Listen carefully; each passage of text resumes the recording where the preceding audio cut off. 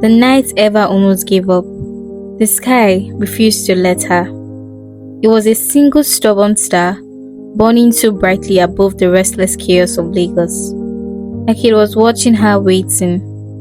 And in that moment, with sweat clinging to her skin, and a rejection letter she held on her hands, Eva whispered, "Just one chance. I don't need the whole world, but just one." And the star didn't blink. But before the music was heard, long before the name Stargirl echoed through the speakers and stages, there was just Eva, a girl with a guitar and a dream that refused to die. She arrived in Lagos with dust still clinging to her sandals and hope stitched tightly to her chest. Her father had died when she was young. It had always been just her and her mother. Two women, one struggle, and endless love. "Go," her mother had told her, pressing the guitar into her hands. "Even if the world refuses you, do not refuse yourself."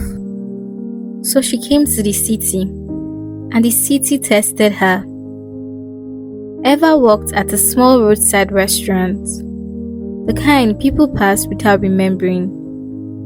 The owner, a kind man named Mr. Ade, noticed her long before others did, not because of her beauty, but because of her spirit. "You do not belong here," he said. Eva laughed softly. "I belong where I can afford." But Mr. Ade shook his head.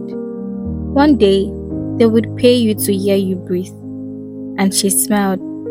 But she didn't believe him. Not yet.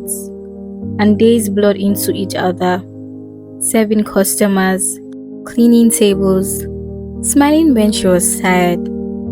Eva worked long hours, her feet aching and her back tense, but she never complained. "Tables for 3, someone shouted. "I'm coming," she replied quickly. And her friend, Amanda, leaned beside her whispering, "One day, I'll leave this place and open my own fashion shop, with shoes, clothes, and everything branded." Eva smiled softly, "And I will come and buy everything for free." Amanda laughed. "In your dreams." But Eva's dreams were louder than her reality. Later that night, when Eva got home, there was no lights and no fan. The mosquitoes humming like they owned the room. But Eva lit her candle and picked up her guitar to sing.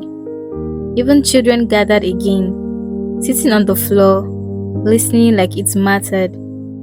Days passed and weeks blurred. Another audition and another rejection. "Your voice is beautiful, but you do not have the look."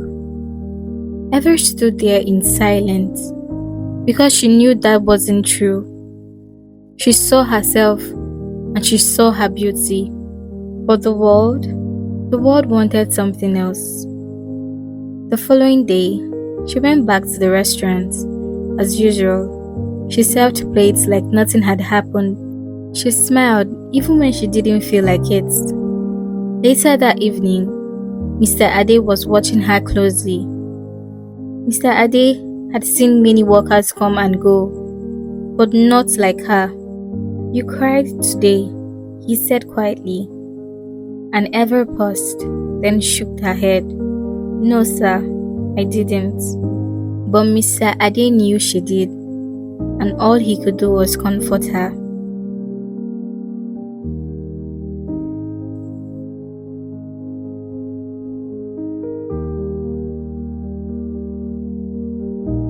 The following day, Amanda had met Eva, telling her she had gotten a job in a 5-star restaurant and she would like Eva to come join her. But before then, she had to speak to the manager. And Eva was excited because now she would be able to make more money and be able to pay her rent. Later, everything worked out and Eva resumed at the place where Amanda worked. That afternoon, Kata walked in. It was just a normal day, hot, loud, and exhausting. But Eva was tired, her apron slightly stained, and her smile thinner than usual. "Coffee," he said. His voice was calm and effortless. She looked up and paused. He was striking, the kind of man people turn to look at twice. His presence was quiet but powerful. "Hot or warm?" she asked, and a small smile touched his lips. "Depends. Which one do you recommend?" And Eva raised an eyebrow. "Hot, because life is already too warm." He laughed.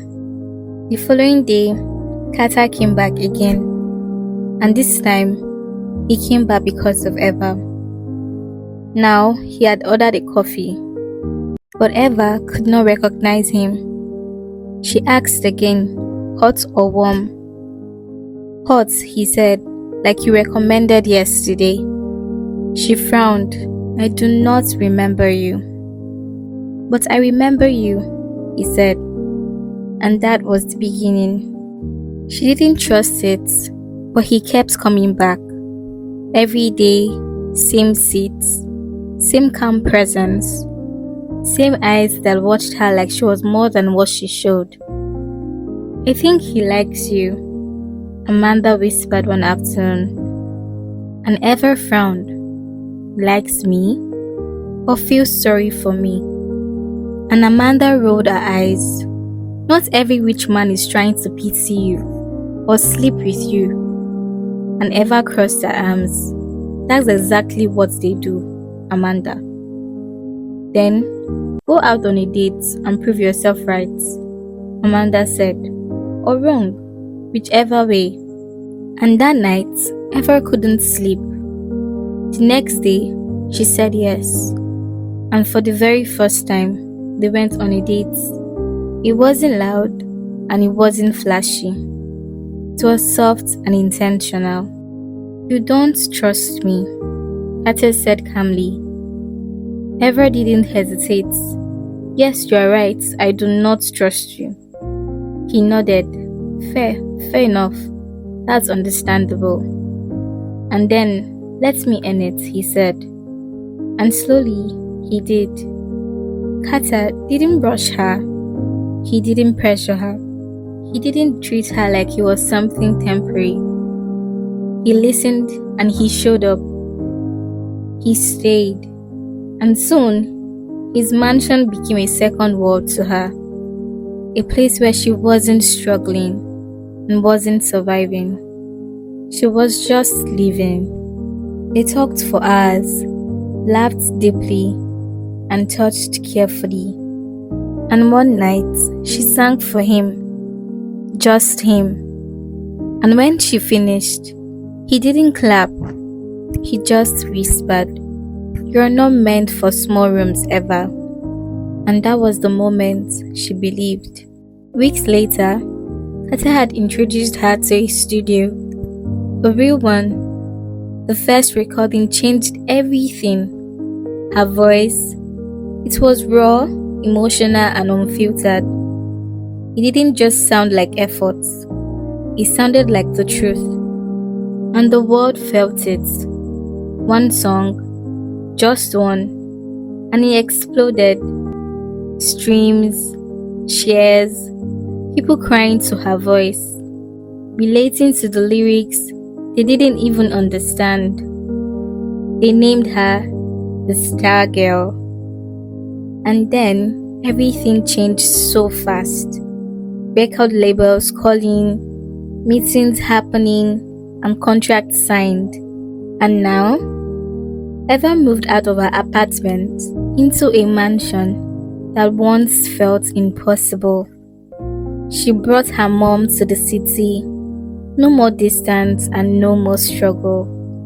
Cars, luxury, and lights. But she didn't forget Mr. Ade. She went back to the restaurant. Mr. Ade froze when he saw her. "You kept your promise," she said softly. Weeks later, the restaurant, was transformed, modern, beautiful, and thriving. Thank you for believing in me, Mr. Ade. Later, there was another surprise for Amanda.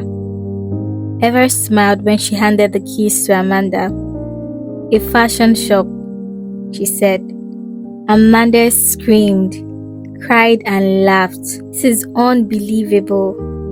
But she was so happy and filled with joy. And she thanked Eva for everything and not forgetting her. And later, Amanda became Eva's stylist. Building the star girl image the world fell in love with. And in the stage, everybody loved Eva. Then came the lights, the real ones, the concerts, the crowd, and the energy. She had traveled to Barbados with her team and Carter. The next day, they went to the beach, the waves, and the soft nights. Eva stood barefoot in the sand, while Carter behind her, his arms wrapped around her waist. You did it, he whispered, and she smiled. No, we did it. And that night, she performed, lights flashing, the crowd screaming, music vibrating through her bones. And as she sang, she looked up, the same star still watching her and still shining. She understood this for the very first time, that she was never just chasing the light, she was made of it. The star girl had arrived, and the world would never be the same again.